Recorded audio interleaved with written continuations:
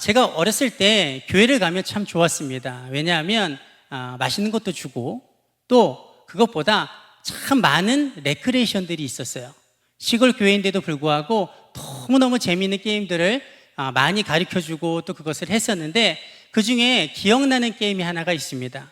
그것은 뭐냐면 가라사대 게임이에요. 여러분, 가라사대 게임 아십니까?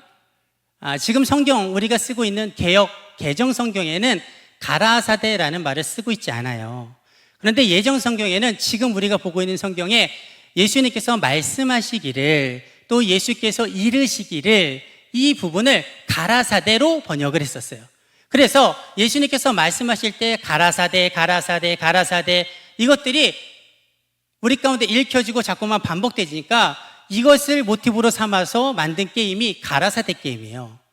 근데 이 가라사대 게임은 어떻게 하는 거냐면 아주 간단합니다. 사회자가 가라사대 이렇게 하십시오 하면 하는 거예요. 그런데 가라사대를 빼고 그냥 이렇게 하십시오 그러면 하지 않아야 되는 겁니다.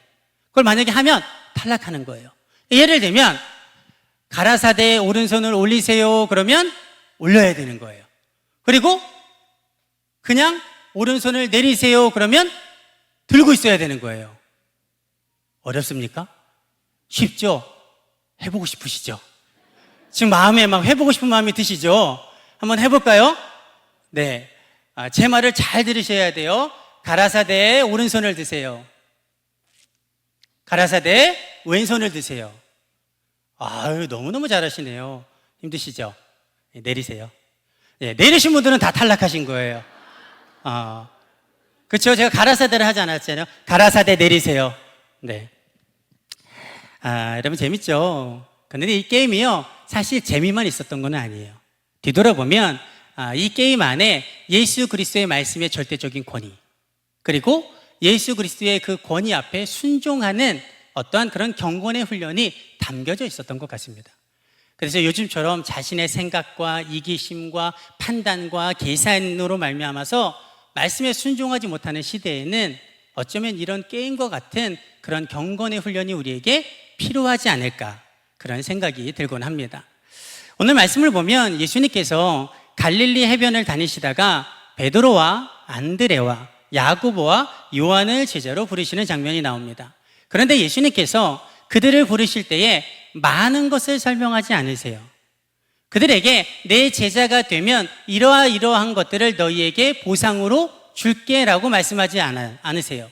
그리고 그들에게 앞으로 내가 이러한 일들을 할 거야, 구구절절 그 계획에 대해서도 설명하지 않으십니다.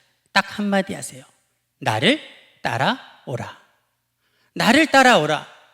그랬더니 베드로와 안드레와 야고보와 요한이 그 말에 대해서 어떻게 반응합니까? 오늘 말씀에 그것을 기록하고 있는데 20절과 22절을 우리가 함께 읽어볼까요? 20절 먼저 읽겠습니다. 20절 시작. 그들이 곧 그물을 버려두고 예수를 따르니라. 22절 시작. 네.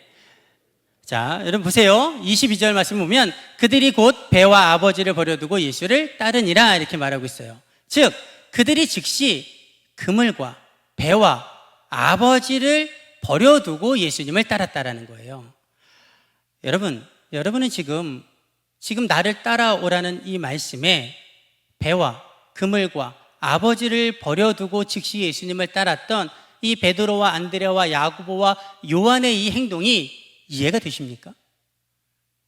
이것이 상식적이라고 생각하십니까? 물론 베드로와 안드레와 야고보와 요한이 완전히 다 버린 것은 아니에요. 우리가 문자 그대로 보면 다 버린 것처럼 생각이 드는데, 그물도 내다 버리고 배도 내다 버리고 그리고 아버지와도 절연하고 가족과도 관계를 끊었다라고 오해하는데 그렇지 않아요. 왜냐하면 다른 성경 본문을 보면 이 제자들이 예수님께서 십자가 사건 이후에 다시 갈릴리로 나아가 호수로 나아가서 배를 띄우고 물고기를 잡습니다. 버리지 않은 거예요. 그리고 가족과도 절연하지 않은 이유가 어디에 있냐면, 이후에 예수님께서 누구의 병을 고쳐주시냐면 베드로의 장모의 열병을 고쳐주세요. 그것을 보면 이 제자들이 예수님을 따를 때에 자신의 모든 재산도 다 갖다 내버리고 모든 가족과도 절연했다? 그렇게 볼 수는 없는 것이죠. 여러분, 그러나 그렇다고 해도 이들의 이 행동은 상식적으로는 이해가 되지 않는 행동이다라는 것이죠. 왜 그렇습니까? 여러분, 지금 이들이 하고 있던 일은 물고기를 잡는 일이었어요. 지금 이들이 물고기를 잡는 일이 잠시 했던 일이었습니까? 아르바이트입니까? 그렇지 않아요. 이들은 지금 나면서부터 평생토록 지금까지 이 물고기를 잡는 일을 해왔어요. 이것이 그들의 본업이었고, 그리고 아버지가 함께 있었다는 것을 볼 때에 그들의 가업이었어요. 결코 아무것하고나 바꿀 수 없는, 쉽게 내려놓을 수 없는 그런 일이었다는 것이죠. 그런데 어떻게 그 자기가 하고 있던 안정적인 일을 즉시 내려놓고 미래의 확신도 없는 예수 그리스도를 따라 나설 수가 있냐라는 것이죠. 여러분, 이건 아무리 생각해도 상식적으로 도무지 잘 이해가 되지 않는 행동입니다. 여러분, 그렇다면 베드로와 안드레와 야고보와 요한이 어떻게 예수님을 따라가게 된 걸까요? 어떻게 그들이 예수님의 부르심에 즉시 순종할 수 있었을까라는 거예요. 그 이유는 크게 두 가지입니다. 첫째는 그들이 예수님이 자신들의 삶의 진정한 주인이시다, 그리스도이시다라는 것을 깨달았기 때문입니다. 오늘 본문과 똑같은 사건을 기록하고 있는 누가복음 5장을 보면 예수님께서 베드로와 안드레와 야고보와 요한을 제자로 부르시는데, 그 부분에서 부르시기 전에 어떤 사건들이 있냐면, 먼저 베드로의 배에 오르셔서 많은 무리들에게 말씀을 전파하십니다. 배에 오르셔서, 베드로의 배에 오르셔서 무리들에게 말씀을 가르치세요. 그러고 나서 말씀을 다 마치신 후에 우리가 잘 아는 사건이 등장을 하죠. 밤새도록 고기를 한 마리도 잡지 못했던 베드로에게 깊은 데로 가서 그물을 내려라 라고 말씀하세요. 그랬더니 베드로가 주의 말씀에 순종하여 가서 깊은 곳에 그물을 내리고 끌어올렸더니 그물이 찢어질 정도로 물고기가 많이 잡혀서 다른 배들을 청하여서 함께 그 그물을 끌어올리고 수많은 물고기들을 잡게 되죠. 그런데 그것을 보고서 그 주변에 있던 많은 사람들이 놀랐는데, 그 중에 누구도 있었냐면요, 야고보와 요한도 있었어요. 그래서 말씀을 보면 누가복음 5장 10절 상반절에 보면 이렇게 말합니다. 세베대의 아들로서 시몬의 동업자인 야고보와 요한도 놀랐습니다. 누가 함께 있었다고요?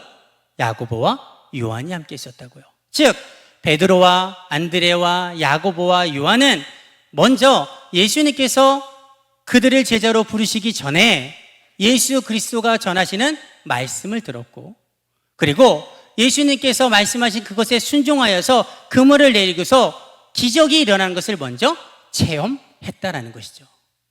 그리고 그들이 깨달은 것이 무엇인지 아십니까? 아, 이분이 그리스도이시구나.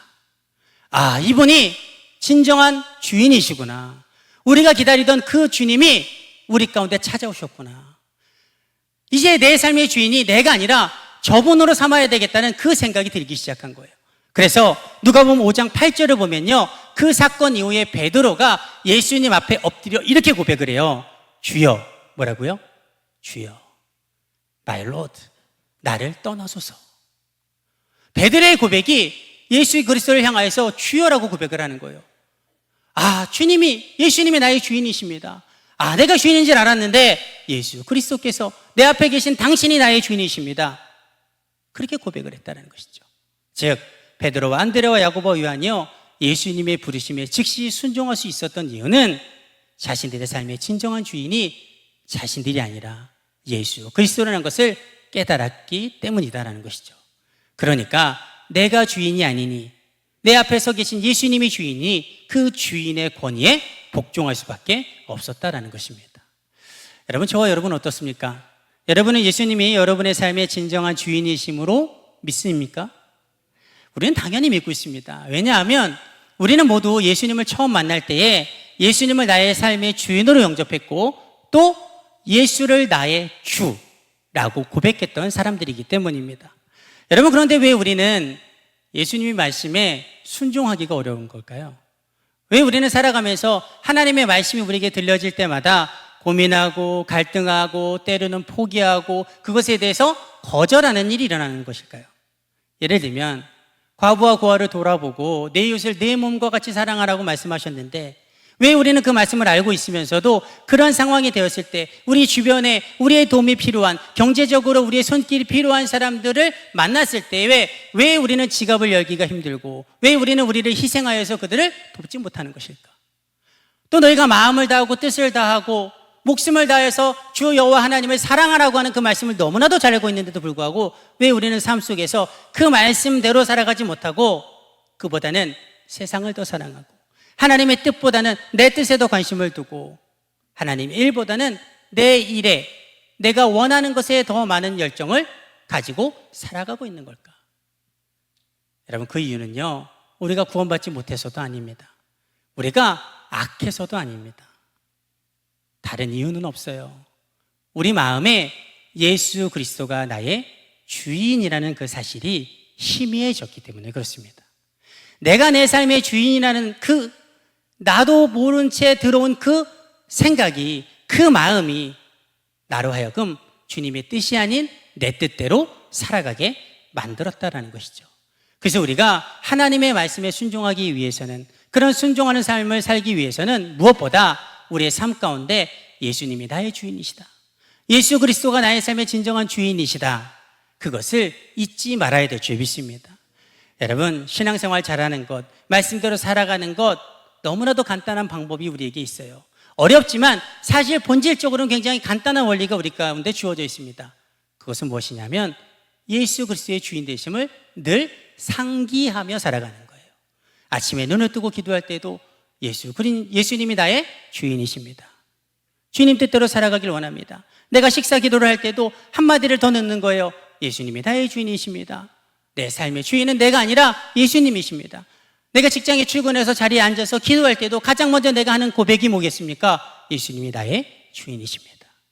이런 고백들이 우리 가운데 계속해서 끊임없이 반복되어지고 그 사실이 우리 가운데 잊혀지지 아니할 때에 우리는 하나님의 말씀 앞에서 나의 주인 되신 그분의 권위에 보다 쉽게 순종하는 삶을 살아갈 수 있는 줄 믿습니다. 두 번째, 베드로와 안드레와 야고보와 요한이 예수님의 부르심에 순종할 수 있었던 이유는 더 크고 놀라운 영적 가치를 깨달았기 때문에 그렇습니다. 오늘 보면 19절에 보면 예수님께서 베드로와 안드레를 부르실 때에 그들을 부르시는 목적을 말씀하세요. 그것은 바로 내가 너희를 사람을 낚는 어부가 되게 하리라 라는 말씀이었어요. 즉 이제 너희에게 잃어버린 영혼과 죽어가는 영혼들을 살릴 수 있는 그 구원하는 일을 맡기시겠다라는 거예요. 다시 말하면 이제까지 너희가 이 갈릴리 호수에서 물고기만 잡는 삶을 살아왔지만 이제는 너희의 삶을 바꾸어서, 너희의 일을 바꾸어서 영혼을 구원하고 사람을 살리는 그 일을 너희에게 맡기시겠다라는 것이죠. 그리고 베드로와 안드레와 야고보와 요한은요, 그 거룩한 일에 대한 그 위대한 가치를 깨닫고는 예수님을 따르게 된 것입니다. 여러분, 물론 예수님이 그들을 부르실 당시만 해도 그들은요, 자신들에게 맡겨진 일, 예수님께서 부르시는 그 목적이 얼마나 크고 위대한지를 다 알지 못했어요. 그러나 결과적으로 볼 때 그들은 역사상 가장 위대한 사도의 직분을 받았고 그 사도의 직분을 가지고서 수많은 사람들에게 복음을 전하고 그들이 주님께로 돌아오는 그 구원의 통로요, 그 복음의 사명자로 서게 된 줄 믿습니다. 여러분, 우리도 마찬가지입니다. 우리도 하나님께서 우리를 거룩한 일로 부르실 때에, 우리에게 거룩한 사명을 맡기실 때에 우리가 먼저 생각해야 될 것은 내가 지금 이 일을 하기 위해서 포기해야 될, 내려놓아야 될 그 일보다 하나님께서 나에게 맡기실 그 일이 얼마나 거룩하고 위대하고 가치 있는가, 그것을 우리가 생각해야 될 줄 믿습니다. 예를 들면요, 예를 드는 겁니다. 실제로 없는 일입니다. 예를 들면 여러분, 주일마다 우리가 이렇게 2부 예배 시간에 호산나 찬양대가 나와서 찬양을 하면 너무 은혜 많이 받으시죠? 이러시면 안 돼요. 너무 은혜 많이 받으시죠? 너무 많이 은혜 받으시잖아요. 너무 찬양도 잘하고 그 찬양이 얼마나 은혜가 되는지 모릅니다. 그러면 우리 마음 가운데 이런 분들이 계시거든요. 야, 정말 큰 은혜가 된다. 내가 노래는 그렇게 잘하지 못하지만 나도 저 찬양대에 서서 하나님 앞에 찬양의 도구로서 쓰임받고 싶다. 이런 마음이 들 수 있잖아요. 그런데 어느 날 찬양대장님이 옆에 오셔서 이렇게 말씀하시는 거예요. 요즘에 우리 찬양대원을 뽑는데 집사님 같이 하시죠. 권사님 같이 찬양하시죠. 같이 하셨으면 좋겠습니다. 그러면 여러분 어떤 생각이 드시겠어요? 할렐루야, 아멘, 내가 하겠습니다, 이러시겠습니까? 그럴 것 같으면 내 발로 찾아가서 하겠다 그랬겠죠. 그렇지 않잖아요. 그 말을 딱 듣는 순간 고민이 되는 거예요. 갈등이 되는 거예요. 왜요? 내가 그 찬양대를 하기 위해서는 내려놓아야 될 것들이 너무 많아요. 교회도 일찍 와야 돼요. 그리고 점심 먹고 늦게까지 연습해야 돼요. 공교롭게 또 연습이 딱 끝나는 시간이 몇 시인 줄 아십니까? 오후 예배가 시작하는 시간이에요. 맘 편히 가지도 못해 집에. 그리고 내가 찬양대원으로 봉사하려면 주일날 쉬고 싶고 해야 될 그 많은 일들, 하고 싶고 해야 될 그 일들을 내려놓아야 되니까. 그러니까 이게 고민이 되고 갈등이 될 수밖에 없는 거예요. 여러분, 그때 우리가 어떤 마음을 가져야 되는지 아십니까? 하나님께서 나를 부르시는 그 거룩한 찬양하는 일과 내가 그것을 하기 위해서 포기해야 되는 일들, 그 일들을 비교해야 되는 거예요. 어떤 것이 하나님 앞에 기쁨이 되고 어떤 것이 하나님 앞에 더 크고 위대한 가치가 있는 일인가? 그 영적 가치를 우리가 생각하면 하나님이 나를 부르신 일에 더 쉽게 순종할 수 있는 줄 믿습니다. 여러분, 하나님의 말씀에 순종한다는 건요, 결코 쉬운 일이 아니에요. 우리가 하나님의 말씀 앞에 순종하기 위해서 우리에게 보다 쉬운 방법, 그 두 가지가 있는데 그것이 뭐라고요? 예수님이 나의 주인이시다라는 거, 나는 주인의 뜻에 순종할 수밖에 없는 사람이라는 거, 그분의 권위에 복종해야 된다는 거, 그리고 내가 내려놓아야 될 일과 하나님께서 나를 부르신 일을 비교하고 어떤 것이 더 영적으로 위대하고 가치 있는 일인가, 이것을 생각하면 우리는 보다 쉽게 하나님의 부르심에, 하나님의 말씀에 순종할 수 있는 줄 믿습니다. 우리 신명기 28장 1절에서 6절을 한번 읽어보겠습니다. 신명기 28장 1절에서 6절은요, 하나님께서 우리에게 주실 복에 대해서 이야기하고 있어요. 우리 천천히 한번 함께 읽어볼까요? 시작.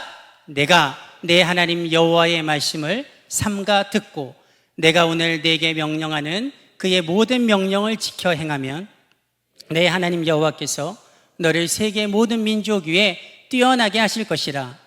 내가 내 하나님 여호와의 말씀을 청종하면 이 모든 복이 내게 임하여 내게 이르니니 성읍에서도 복을 받고 들에서도 복을 받을 것이며 내 몸의 자녀와 내 토지의 소산과 내 짐승의 새끼와 소와 양의 새끼가 복을 받을 것이며 내 광주리와 떡 반죽 그릇이 복을 받을 것이며 내가 들어와도 복을 받고 나가도 복을 받을 것이니라.